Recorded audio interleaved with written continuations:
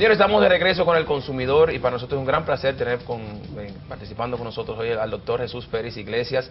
Él es el jefe de Departamento de Enfermedades Infecciosas del Robert Reed Cabral, del Hospital Robert Reed Cabral, y con él hablaremos sobre el dengue. Un gran placer tenerlo en el programa y conocerlo. Muchas doctor. Gracias. Le comentaba fuera del aire que parte de la motivación por el cual lo invitamos al programa es porque leímos un escrito suyo en el periódico En el Sin Diario, en el que hablaba acerca del dengue, y no solamente del enfoque del dengue preventivo al tema de lo que uno se ha acostumbrado a hablar, del agua, que tapar, que clorificar el agua, todo ese tipo de cosas, pero sino también cuando se presentan ya síntomas dentro de esta enfermedad, y nos pareció muy interesante ese enfoque. Doctor, ¿cuál es la incidencia del dengue? ¿Qué incidencia tiene el dengue hoy día en la población nacional? Bueno, antes que nada, sí, quiero darte las gracias por la invitación, sí, y mandarle un saludo a doña Altagracia, tu mamá, sí, porque ella ya me había invitado anteriormente sí, a este programa. Okay. Mira, el dengue es una enfermedad endémica en la República Dominicana y en muchos países como la República Dominicana, todos los países del Caribe, de Centroamérica y parte de los países de América del Sur. La enfermedad endémica quiere decir que se produce constantemente, todos los meses, todos los años. ¿Por qué? Porque el dengue, a diferencia de muchas otras enfermedades, no se transmite de persona a persona. No se transmite porque una persona tosa y la otra adquiera por la vía respiratoria la enfermedad. No se transmite por la piel pegándose una persona de otra, sino que para tener dengue se necesita que un mosquito que vive dentro o alrededor de las casas pique a una persona con dengue y este mosquito se la transmita a otra persona picándola a su vez. Sí. Entonces es muy importante, sobre todo en un programa como este, donde muchas amas de casa están viendo el programa, de que la población contribuya a disminuir el número de mosquitos que haya en el país y en los diferentes barrios. ¿Cómo se contribuye a esto? Yo entiendo que para contribuir a esto, uno debe de sustituir todas las plantas ornamentales que hay en la casa, que usted le pone agua, póngale tierra o póngale arena a esas plantas ornamentales.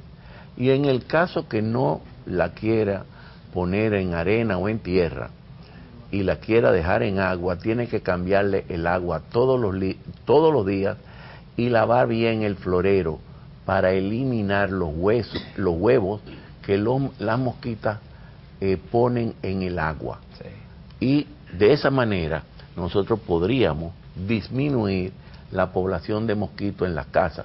Pero alrededor de las casas, en los patios, siempre hay algún cachivache que se ha tirado, pero que puede acumular agua, sobre todo en estos meses que son de lluvia. Sí. Ayer llovió muchísimo en la ciudad capital y en el interior del país, y donde se aposa el agua, las mosquitas van y ponen huevos. Y no importa su condición social, aquí hay que almacenar agua en tanques, ya sea porque se va la luz y entonces el bombeo del agua no permite tener agua por tubería, o aquellas personas que no tienen agua por tubería tienen que almacenar agua. Pues esos tanques, antes de ponerle agua, tienen que, con un paño bien húmedo de cloro, lavar, impregnar las paredes del tanque, para que cuando usted ponga agua, las mosquitas, los huevos no se peguen a la pared del tanque. Sí. Y por lo tanto no hay criadero de mosquitos. Doctor, si no nos permite, tenemos una encuesta, salimos a la calle y le preguntamos a la gente, a los dominicanos, con respecto a qué provoca el dengue y obviamente de qué forma lo manejamos. Así que vamos a ver qué dice la gente en las calles. ¿Cómo no?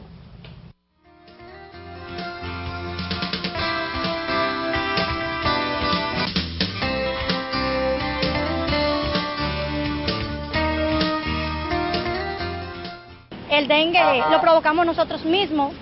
El dengue, o sea, se cría del agua limpia. Si dejas el tanque destapado, y si dejas algún pote tirado, entonces le puede caer agua lluvia y eso puede producir el mosquito del dengue. Dicen que la picadora de un mosquito infectado por otra persona cuando pica a otra persona. La acumulación de agua destapada, no clorificada,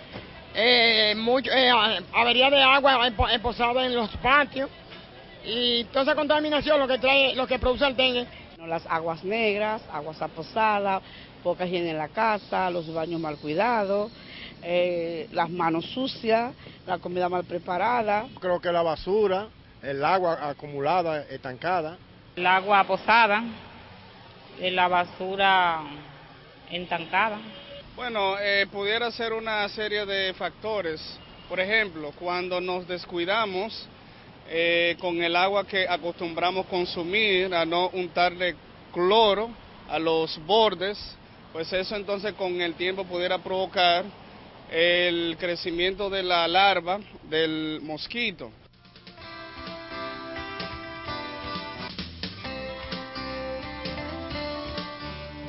Doctor, por lo que vemos la gente está edificada, ¿no? Algunos que otros viajaron al tema de algo parecido al cólera, que también parte del tema, porque el tema de la basura y el tema de no lavarse las manos no tiene relación en realidad con el dengue directamente. Pero qué bueno que sepan, por lo menos que lo sepan. Sí. Ahora, saberlo y hay que actuar en consecuencia. Eso le iba a preguntar, doctor.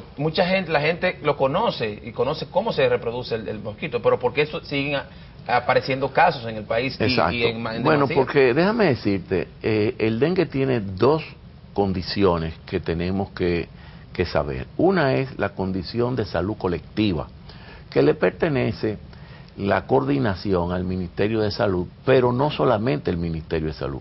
El Ministerio de Salud, como responsable rector de la política de salud nacional, debe ser el coordinador de una serie de instituciones, donde los ayuntamientos forman una parte importante, los bomberos, las Fuerzas Armadas, todas las instituciones de agua, sí, el INAPA, Corazán, todas estas cosas, pero además la Junta de Vecinos, las asociaciones religiosas, las asociaciones deportivas, sí, asociaciones barriales, todos tenemos que hacer jornadas de limpieza de un barrio determinado.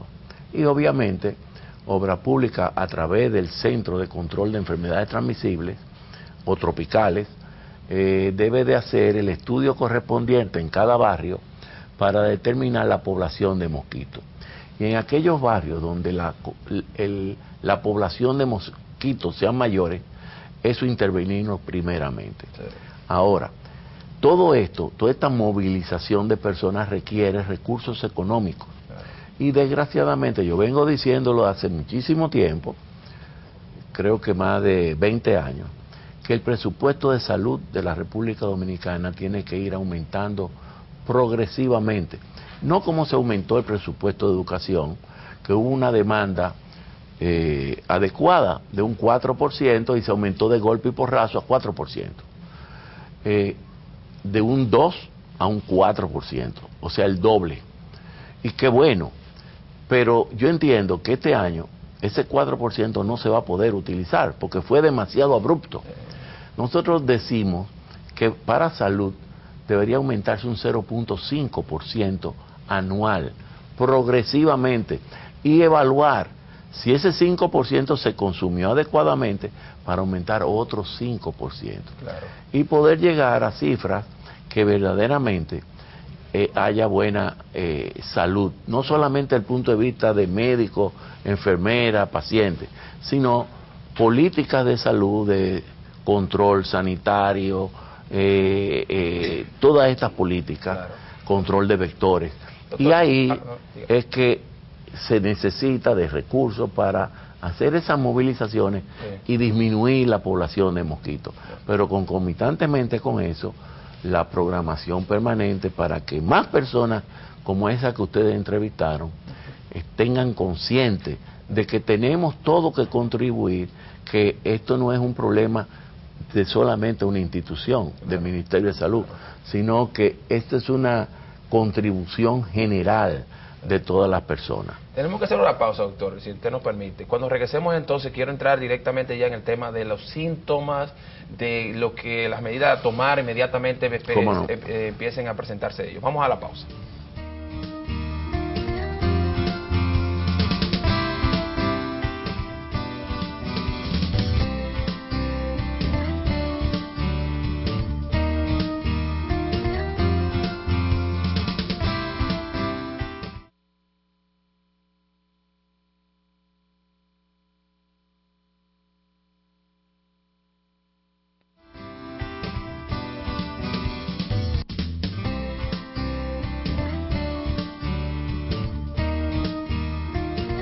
Señores, estamos de regreso con el consumidor. Seguimos hablando con el doctor Jesús Pérez Iglesias sobre el tema de hoy, el dengue. Doctor, el tema de los síntomas. Vamos a hablar un poco de los síntomas del dengue. ¿Cuáles son estos síntomas que mucha gente conoce, pero es bueno recordarlos? Bueno, normalmente cuando una persona está enferma de dengue, comienza con malestar, fiebre, dolores musculares, que en ocasiones se le llama a esta enfermedad la enfermedad rompehuesos, porque le duelen mucho las articulaciones, dolores detrás de los ojos, dolor de cabeza fuerte. Y esta fiebre puede permanecer por 5 a 7 días. Ahora bien, lo más importante, y esto le queremos hacer un llamado tanto a los familiares como a los médicos, que el dengue es una enfermedad eminentemente clínica y no necesitamos de tanto laboratorio. Los médicos nos hemos acostumbrado y le hemos transmitido a las personas que hay que hacerle plaquetas, que hay que hacerle hematocrito, hemoglobina, y en realidad se puede hacer, pero no hacerlo con la frecuencia que hemos observado últimamente, de que si bajaron la plaqueta o no. Normalmente, el 90% de los dengue evolucionan hacia la curación sin mayor complicaciones. Ahora bien, el 10% restante, donde se complica es cuando la fiebre desaparece. Entonces hay que tener en cuenta que cuando la fiebre desaparece, que normalmente es como al 5.º día de la enfermedad, durante los 3 días siguientes, las 72 horas siguientes, debemos de estar observando bien a esa persona que tuvo fiebre y malestar general. Si esa persona se queja de dolor o que dice que tiene taquicardia, porque ella lo siente, o vomita frecuentemente, esa persona está cayendo en lo que nosotros llamamos el dengue grave. Y es ahí que no se puede perder tiempo, colocarle soluciones endovenosas por parte de los médicos, ¿verdad? Y observarla estrechamente. Ahí es que hay que medir el pulso, porque si usted está perdiendo líquido, como si fuera una hemorragia interna, que no lo es, sino que los líquidos están pasando a un tercer espacio, ya eso es médico, no es para el público general, pero es bueno que lo entienda. El organismo funciona como si fuera una hemorragia interna, y lo primero que tiene que hacer el corazón es acelerarse, ¿verdad?, para poder suplir la necesidad de líquido que ha pasado a un tercer espacio, pasó a la cavidad abdominal y por eso hay dolor abdominal, pasó a los pulmones, por eso también hay alguna dificultad para respirar. Y ahí entonces el médico debe decir, este paciente puede caer en un choque, déjame pasarle los líquidos suficientes para mantener su volumen circulatorio normal, medir la tensión arterial media, el pulso y líquido suficiente para estabilizar al paciente. Esa tormenta, por decirle algo, puede durar hasta 72 horas. En algunos casos puede durar 6 horas, en otros 24 horas, pero hasta 72 horas. Y una vez pasa eso, el paciente se recupera sin mayores complicaciones. Ahora bien, los médicos en los hospitales, sobre todo, o en la clínica tienen muchas actividades. No pueden dejar a este paciente solo, porque si lo dejan solo por unos momentos, se le puede morir. Y esa es la causa por la cual hasta la semana pasada habíamos contabilizado 97 muertes en esta epidemia de dengue, cuando el promedio en América Latina es de 12 muertes. Entonces la diferencia es muy notable. Claro. Y es por eso que en los momentos actuales estamos dando cursos de actualización del dengue en el Hospital Robert Reich Cabral con los pacientes internados, a los médicos que nos están enviando el Ministerio de Salud Pública del Interior para que puedan manejar estos dengue. Doctor, es más frecuente, según hemos visto en las estadísticas, en niños y en ancianos. Yo le preguntaba por el aire y usted me da una respuesta que es muy lógica, pero me gustaría que usted la compartiera con el público. ¿Por qué es más frecuente en niños y ancianos? Es más frecuente porque el mosquito, como hemos dicho anteriormente, es un mosquito intradomiciliario o peridomiciliario, es decir, son mosquitos que están o dentro de la casa o alrededor de las casas. ¿Y quiénes son los que no van a la escuela? Los niños menores de 5 años y algunos hasta mayores de 5 años. ¿Quiénes son los que se encuentran en la casa? Las mujeres y los envejecientes. El muchacho va a la escuela, el hombre tiene que salir a trabajar y por eso entonces es menos frecuente, porque está con menos tiempo para estar en contacto con el mosquito. Y es bueno decir que la mayoría de las picaduras de los mosquitos se hacen en la madrugada y en el atardecer. Okay. ¿Qué rol tiene la hidratación, doctor? Usted hizo énfasis en eso y nos gustaría también, porque mucha gente se pierde en esta parte, o sea, de tomar líquido. Inmediatamente ya tenemos el dengue, tenemos síntomas de dengue. ¿Qué es importante la hidratación, doctor? La importancia de la hidratación es que si entra en la fase grave, sí, ¿verdad? Es decir, porque déjame explicarte, aunque es difícil, pero déjame ver. En los primeros 3 días, 4 días de la enfermedad, 5 días de la enfermedad, es donde la viremia, el virus del dengue, está elevado en el cuerpo. Sí.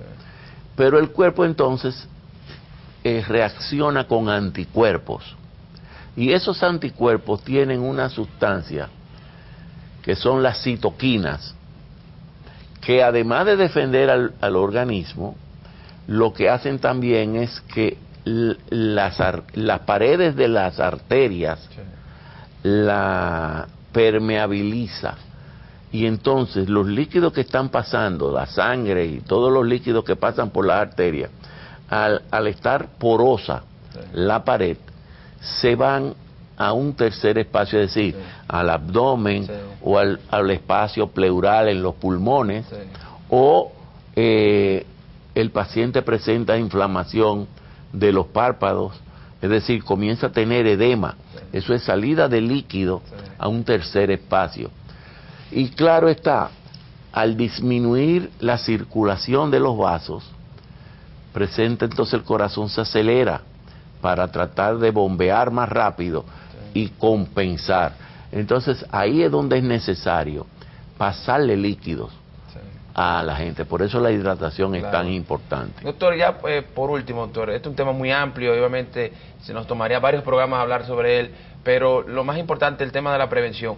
Cuando entonces la madre o el familiar ve a este niño que empieza con estos síntomas, o a este señor, o a cualquier familiar que empieza con la fiebre, con los dolores, ¿qué debe hacer inmediatamente? Ir al centro de salud más temprano, más cercano a su lugar, de donde vive, de donde trabaja, donde están, ¿verdad? Ir inmediatamente y decirle al personal de salud: yo creo que mi hijo tiene dengue, o mi hermano, o mi mamá, o el que sea, yo creo que tiene dengue. Para, si no lo está pensando, porque un médico ve muchas enfermedades diferentes, por lo menos que lo ponga a pensar que es dengue. Y si tiene estas manifestaciones de vómitos, dolor abdominal, inflamación de los párpados o algún sangrado, decirle: yo creo que tiene dengue grave, póngale líquido, que eso es lo que lo va a salvar. Así es. No lo salva la sangre, no lo salva la albúmina, no lo salva el plasma, las plaquetas, los líquidos puestos a tiempo y adecuadamente. Sí, doctor, de verdad que es un gran placer tener en el programa, doctor, y para nosotros el hecho de que estas informaciones sean dadas en el programa es un gran honor, porque los dominicanos tenemos que estar orientados. Yo creo que es importante conocer este tipo de cosas. Como veíamos en la encuesta, mucha gente sabía qué era, cómo se podía contraer el dengue.